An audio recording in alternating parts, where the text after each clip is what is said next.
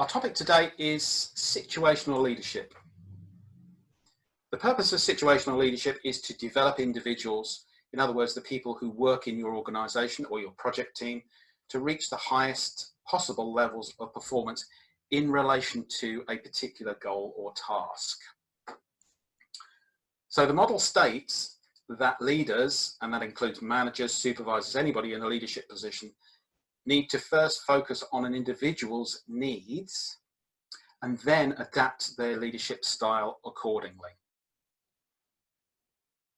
The model seeks to avoid the mistake that many leaders make, and it's a surprising number of leaders, of thinking that their people should adapt to their leadership style, or that one size or style will suit everyone. It won't. It doesn't. Down that path lies a poorly motivated and sometimes unskilled team. So that's what we would seek to avoid. And situational leadership is an excellent model for making sure that we're mindful of our people's requirements, their needs, their development levels, and we'll get to what a development level is, and then adapt ourselves to that. So let me tell you a brief story. Many years ago, I had a contract working for Barclays Bank in their high net worth division based in Canary Wharf in London. It was mostly very enjoyable. I worked with a team of other trainers, and it gave me the opportunity to travel around to the Barclays offices in the UK and train up bankers on a new client management software package that they were launching.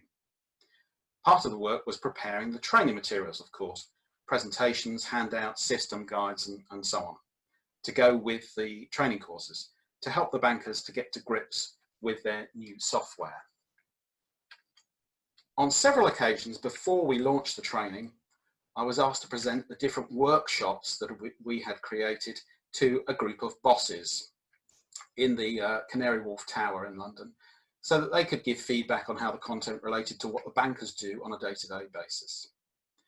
Unfortunately, these presentations turned out to be a rather frustrating experience for me, as I was instructed on how to structure my presentation by several of them, who clearly had no experience of doing this, and included asking me to move images on a slide which would not have made one jot of difference to understanding the points made, or changing a single word in a script. Since I'd had a lot of years under my belt at that point as a corporate trainer, you might be able to imagine I did not take well to being told how to do my job. This happened on several different occasions, and the way my team found of dealing with the inevitable, sometimes misguided instructions was to take notes very earnestly, nod and say, "Oh yes, good point," and then afterwards ignore all the irrelevant advice given. So what does situational leadership and the model consist of? There are really two main parts to it. The first one is the individual's development level, consisting of a competence element and a commitment element. So first we need to consider this individual's development level. By the way, the term development level is used in a specific way within this model. It has nothing to do with how intelligent people are or anything evolutionary at all. Note that the development level relates to a specific goal or task, and this is quite an important point. So let me give you an example. Your colleague may be great at putting together online marketing campaigns and enjoys being good at it, so she's self-motivated. On the other hand, she really doesn't know how to solve issues related to the website and does not enjoy that side of things particularly, even though she is part of a team responsible. In this particular case, that would lead to two different development levels for the same individual. And then the leader, having deduced what an individual's development level is, then they decide on applying a particular leadership style most appropriate to develop and motivate that individual. And according to this model, the leader's leadership style is made up of a directing element and a supporting element. Note that these two steps are sequential. First comes the top one and then the bottom one. We're going to go through each of these levels, each of these steps in turn.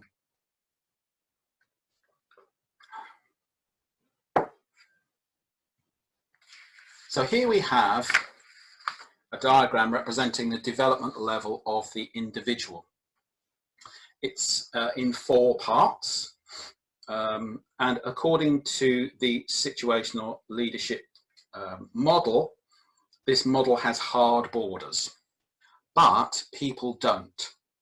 So it's a useful model in us thinking through the development level that people may be at, but it doesn't exactly represent reality. So the message here is be flexible, keep paying attention. Somebody may, in a particular instance, in relation to a particular goal or task, fall in between one of these borders on this diagram. Let's start on the right-hand side with development level D1. So this is called the enthusiastic beginner. Do you remember starting a new job? Or how about a new role within an organisation? What was that like? How did you feel? And what was your level of skill in that particular role, that new role? D1 individuals tend to be unskilled and inexperienced, but also they tend to be curious, optimistic, enthusiastic. If I were to use the analogy of a person learning to play a musical instrument, then this stage is characterized by starting to take lessons, and at this point being mostly unskilled but enthusiastic.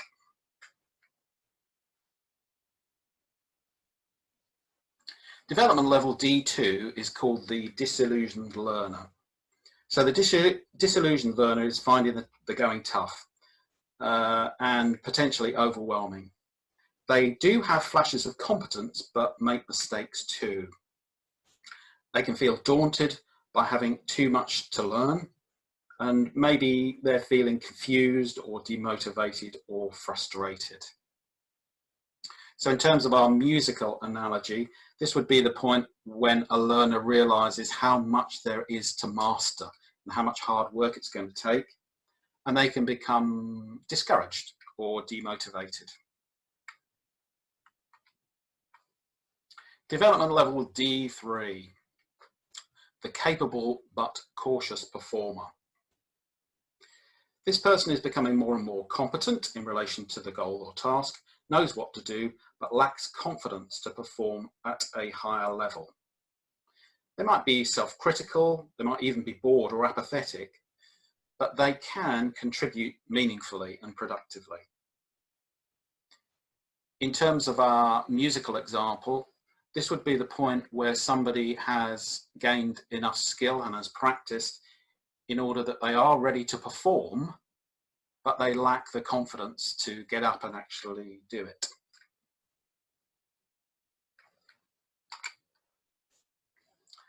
And D4 is the self-reliant achiever. They are justifiably confident, consistently competent, and seen by others as an expert. They work autonomously, but may be called upon to do too much due to their reliability and/or speed. So in terms of the musician, this is the level of mastery. Now you can see in the diagram there, the top part of the diagram, that we have combinations of competence levels and commitment levels. And this will feed into the next diagram. What I will remind you also is the development level is goal or task specific. That's an important point. So what I'd like you to do just for a moment is think about an individual in your team and a goal or task. Which development level would be the best fit to describe them in relation to the task? So, okay, that's a rhetorical question. I don't necessarily need you to answer, but I'd like you just to think of a real example for you.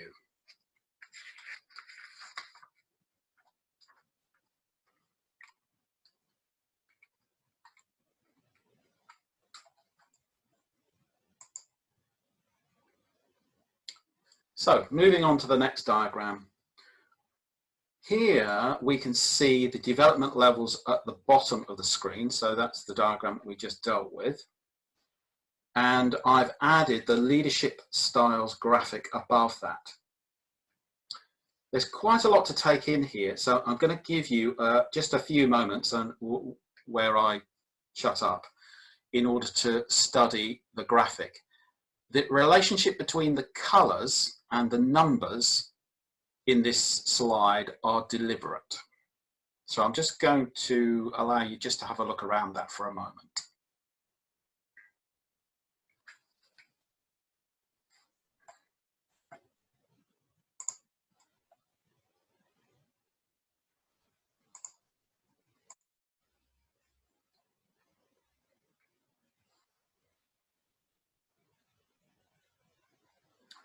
So in the top part of this graphic, we have the leadership styles described.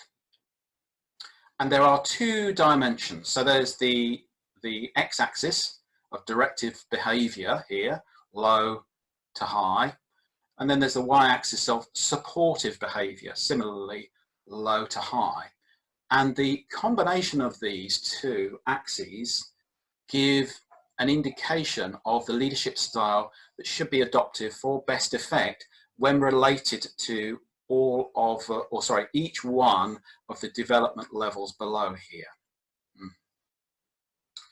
So directive behavior in this context means telling and showing people what to do, when to do it, how to do it, and providing frequent feedback on results. So this is the leader's role here, is some level of directive behavior along this axis.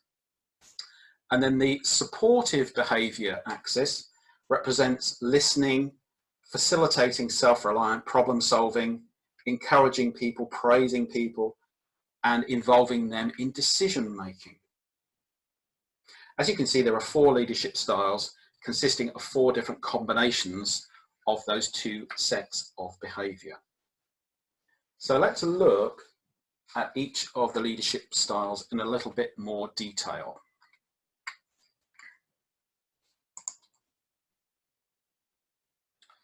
Firstly, the leadership style called S1. So this is called directing, and this is the style to use when dealing with an individual at the development level of D1, the enthusiastic beginner. It's characterized by a high level of directive behavior by the leader and low level of supportive behavior. So the leader provides specific direction about goals, shows and tells how, and closely tracks the individual's performance in order to provide frequent feedback on results. This individual is already motivated, so more supportive behavior isn't going to be particularly helpful. For example, facilitating self-directed problem solving or a lot of listening. The leader's main focus here should be on being direct, structured, and clear on what's required.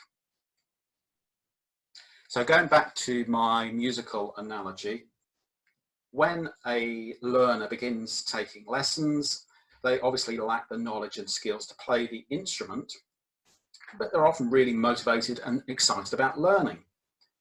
The correct approach for the teacher, in other words, the leader, is to give them clear instructions, set goals, monitor their playing, and correct mistakes without focusing so much on praising and encouragement. Secondly, we have leadership style S2, which is the appropriate approach to take with development level D2, the disillusioned learner. The term coaching here, used as a description of this level, is a label used in this model for this leadership style and may not correspond exactly with what you think of as your own coaching style. It's characterized by a high level of directive and a high level of supportive behavior by the leader. So in this style, the leader explains why, solicits suggestions, praises behaviors that are approximately right, and continues to direct goal and task accomplishment. Remember that the disillusioned learner needs to be both supported and directed, as while they have some knowledge and skills, they may not yet be competent, and they may be finding it tough going. In the example of learning to play an instrument, once the individual starts playing the instrument and they learn how much they need to master, it's easy to get discouraged, even though their skill is actually developing a little bit.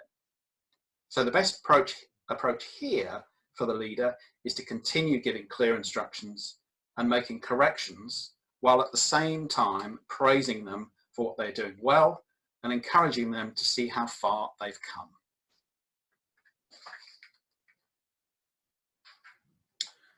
Thirdly, we have style S3, which is called supporting, and which fits well with the development level of D3, the capable but cautious performer.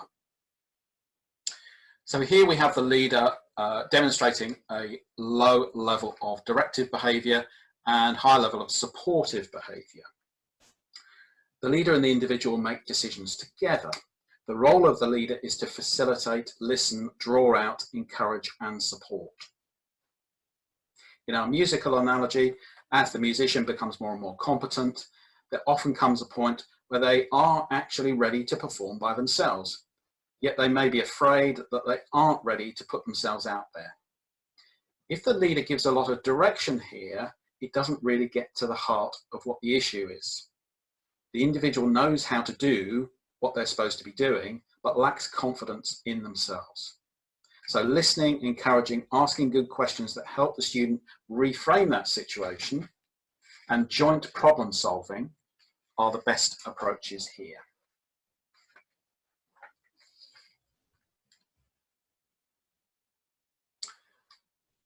And finally, of the four, style 4, delegating, which is the approach for development level D4, the self-reliant achiever. So this is characterized by a low level of directive behavior by the leader and a low level of supportive behavior. The leader here will empower the individual to act independently with appropriate resources to get the job done. Sometimes the leader's most effective approach is simply to get out of the way. And using our musical story, if the student musician keeps working at it, they reach a level of mastery where they need very little guidance or encouragement. Their motivation comes from within, and this is where very little direction or support is needed from the teacher.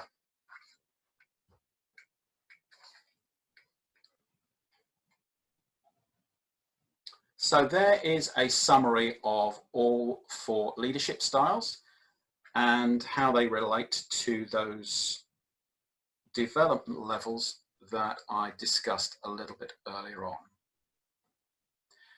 So what questions do you have about this model, please? You can either unmute yourself or you can type the question into the chat and we'll look at it from there. What questions do you have?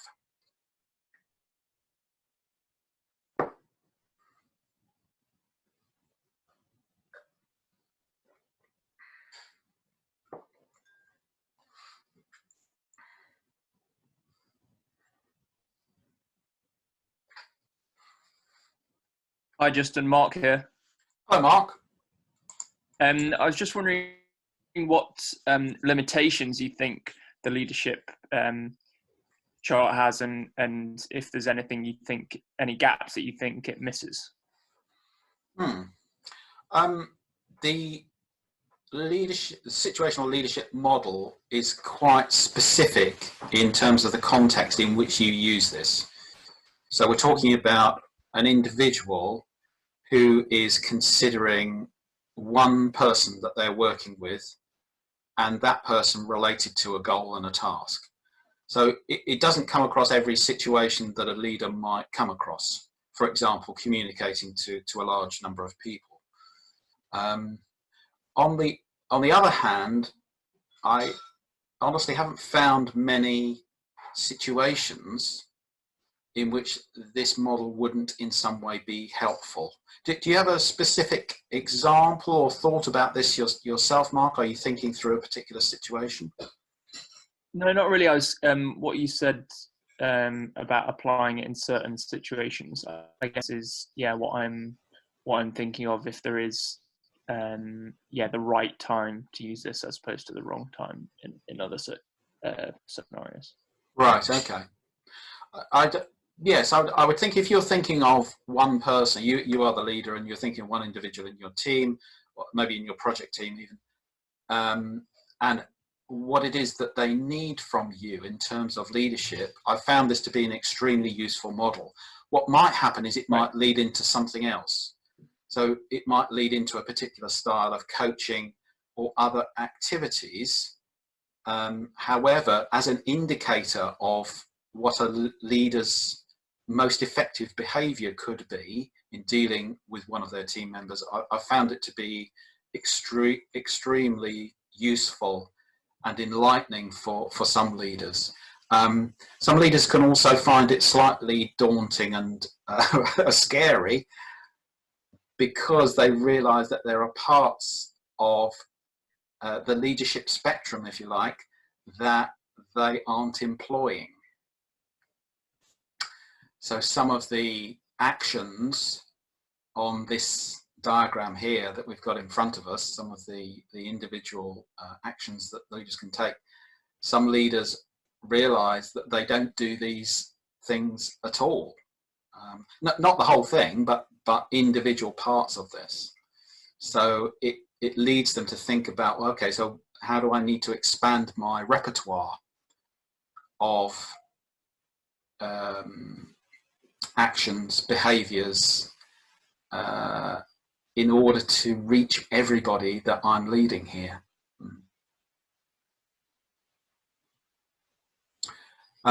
Thank you, Mark. Does that answer your question, Mark G? Yes, it does, yeah. Perfect. Thank you very much for that. And Mark Gilson on the chat has asked a question.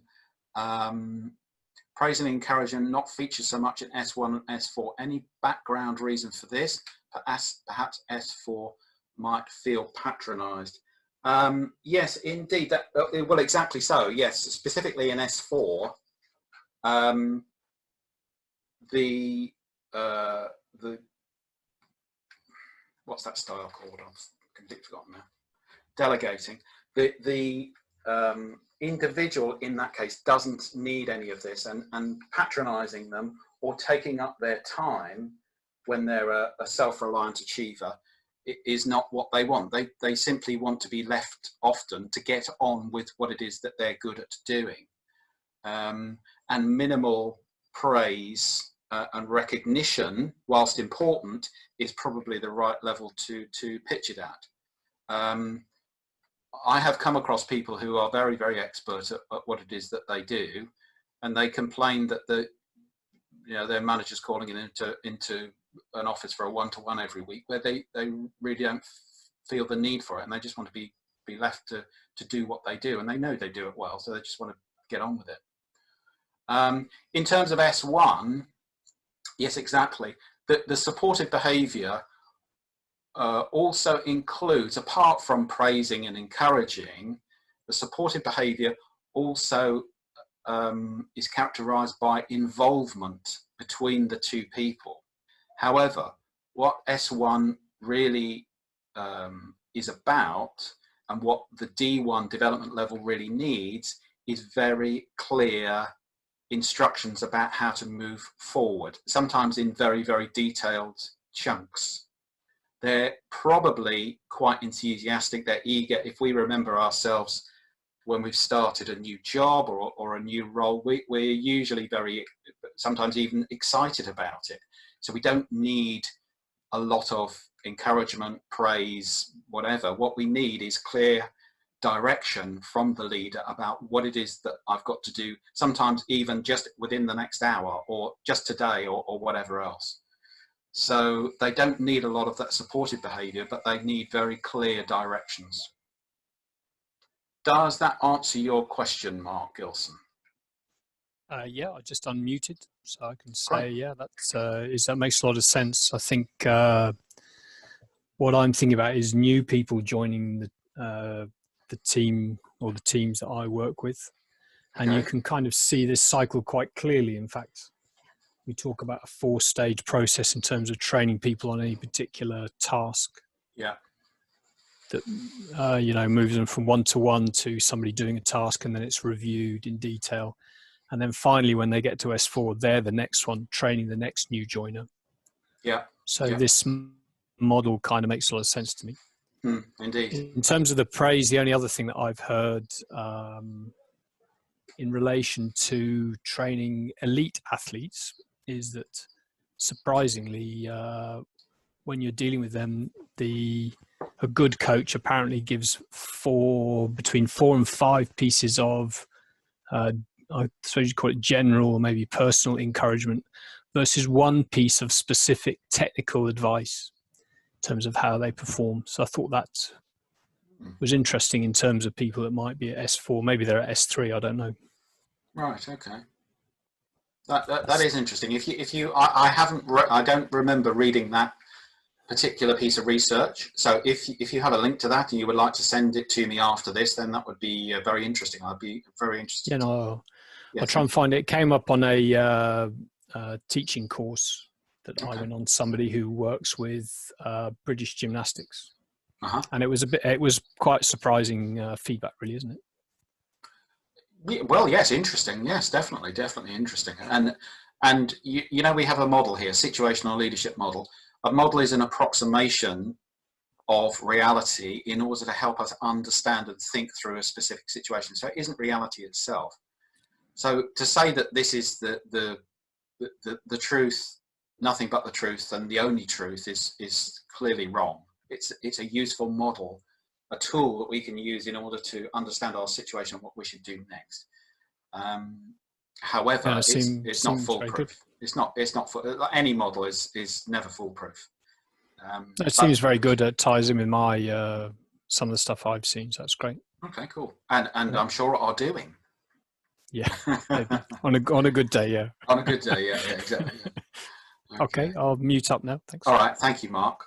Thank you, Marks. Does anybody else have an observation or a question about this, please? Now is the time. Yes, hello, Justin. Can I just ask, given our current situations of working from home, I've very definitely got people in my team who sit within the D1, D2 area, and we've been having a lot of discussions about how we support them and continue to develop them. Have you got any suggestions or ideas of how providing this very structured environment can work in our remote working environment that we're now in and probably in for some time to come? Yes, I would imagine that is the case, Jill, isn't it? Well, my suggestion would be, I mean, we have got somewhat used to working remotely in this particular way. Clearly, it's very different to being in the office with somebody, sitting next to them around a table somewhere, sharing a piece of paper and saying, look, these are your goals and what do you think, and so on and so forth. So we have to work harder at connecting with people, I think, and of course people understand this. If any of you have spent a long time on Zoom or on Skype, on video calls or whatever, you'll know that there's a limit, and it's not very long before you get very, very tired indeed. And the reason for that is that you need to work harder at actually connecting with your people at a, if you like, quasi-emotional level, and really gaining engagement and rapport with them. It takes much more effort than if you're in the same room.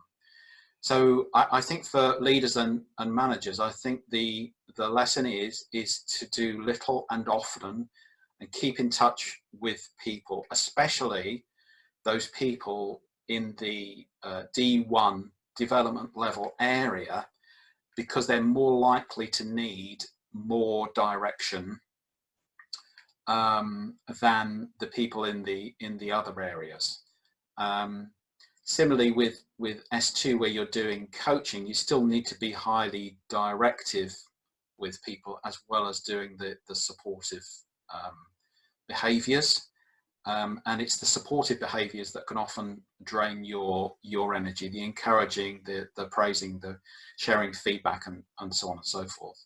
So my advice would be do little and often. Don't have, I mean, my opinion of any meeting that goes on for over 90 minutes is pretty poor anyway, but especially when you're online, no, please, let's keep it to half an hour, let's keep it focused, and people can recover after that and have a little bit of downtime, and then they're back at work.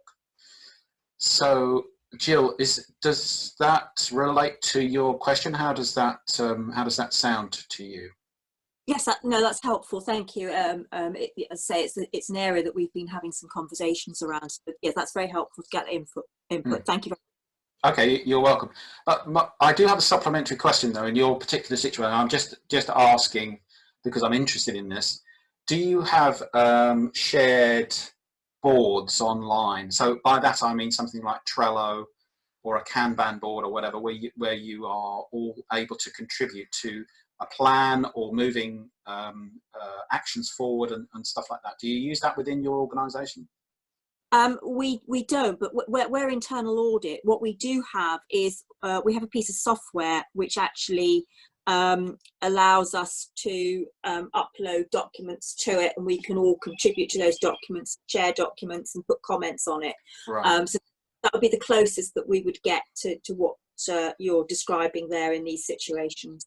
Okay. There's one. Okay, thank you for that bit of context. Internal audit helps to understand your situation. There's something, and this, watch out for this generalization coming up. People that work in internal audit tend to be quite focused on concepts, abstract concepts. They're good at manipulating abstract concepts, and words are their currency, both written and spoken. What I have observed by working in different organizations is that those people, and this goes maybe for the roles of people who are adept at accountancy or financial analysis, that kind of area, is that in their communications they can sometimes miss the visual channel. So what we have in front of us on the slide that I'm showing here is a way of representing quite a lot of information visually. And this is sometimes what can be missed when people move from an office environment to a virtual environment, is that they still keep transacting in words almost exclusively, and they forget about the visual channel, which when you're with somebody is evident, but when you're online is not evident, and you have to work a little bit harder in order to get the visual elements into it. Some people are not particularly adept so much with the words, and they like to understand concepts through visual elements. So that would be, now I'm completely guessing here, Jill, and mind reading also. So I don't know that is the case with you or your company or your team or whatever, but I'm just saying, just be mindful of the fact that some people like to understand things visually. Yeah, no, very much so. I'm very much a pictures person, so it's one of my strong tools. Yeah, that's really nice to be aware of how people use things. Yeah, quite so. Thank you very much for your question, Jill. Does anybody else have a question at this point? All very useful in thinking through. There's quite a lot of information here, so if you do feel a bit, well, I'm not sure if I've got this all, then great, you know, you're in the right place really. What I'm going to do, just for the future, is I'm going to create, or am in the process of creating, an ebook which goes with this particular content, and I will make sure that everybody on this call gets a copy of that via email, and that's probably going to be next week. Okay, very good. So some final thoughts. People often ask, well, what can I do next? Okay, fair enough. I've got this information. It's interesting to me. I think I can use it. What do you think I should do next? So here are my 5 suggestions, and they are only suggestions. It entirely depends on you and where you are with your leadership practice and so on. The first one is to expand your range of leadership skills. I think it's true to say that many leaders simply stick with just one approach because, well, for one thing, they've been practicing it for so long, but also, unfortunately, because they're not interested particularly in developing themselves, or they say that they don't have enough time to do that.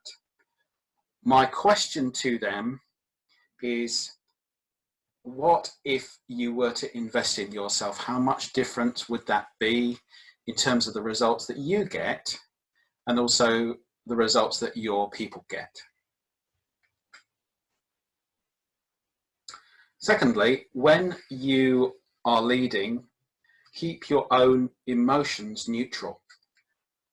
The job of the leader is to provide guidance, direction and support without adding their own emotional baggage. If you've ever had a boss, or maybe have a boss who is overly emotional and not necessarily in a positive way, then you'll know that that can on occasion be quite difficult. And individuals in your team are less likely to consider the ideas of a leader who appears to be operating from emotion primarily.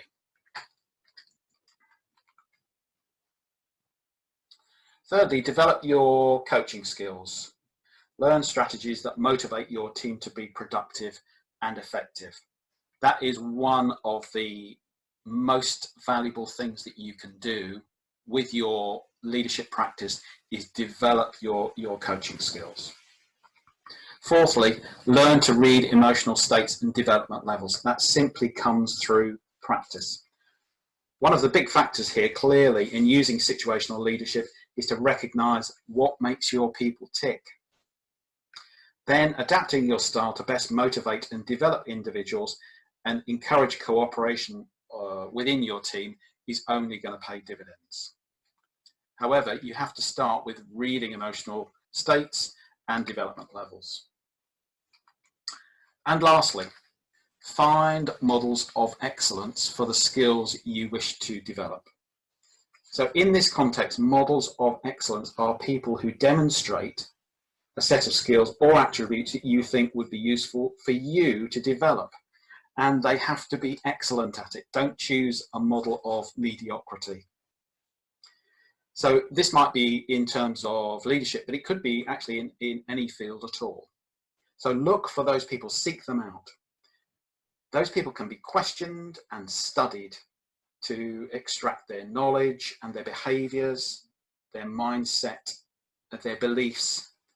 And if you can emulate all of that, then you will find that your results will tend towards theirs. So find people who you admire, who are fantastic at what it is that they do. So those are my final thoughts, ladies and gentlemen. Unless anybody else has any other questions right now, that is the end of the webinar. Thank you all very much for joining. I appreciate it very much. Apologies to some of you that we had some technical details, technical difficulties with the registration confirmations that went out, but we're trying hard to identify why that is specifically. It is within Zoom, and we're pretty sure we're not doing anything wrong, but we're looking at it anyway. There will be more webinars, so we'll keep you in touch with what those are. And next week, I will be sending you an ebook about this content. Thank you all very much for... Justin? Yeah, yes. Hello. Is that Jerry? Yeah, sorry, just picking up on something that Jill said a short while ago. Sure, go for it. And I think, Jill, you were talking about kind of operating, you know, coaching and so on in an online environment. The session from last week that people were able to attend, it did have some kind of what I describe as technical things to look out for when you're dealing in that. And for instance, one of them was kind of making sure, I mean, it sounds very simple, that you're looking straight into the camera, so you're kind of, you know, you're eyeballing from their point of view at the other end of the line. So what we'll do is we'll send you out copies of those which may be of use to you. Just you know, they may just be, if you like, you know, how you set yourself up to have that conversation as distinct from the actual conversation or the content of it itself. All right. That's lovely. Thank you very much. Thanks, Jerry, for that.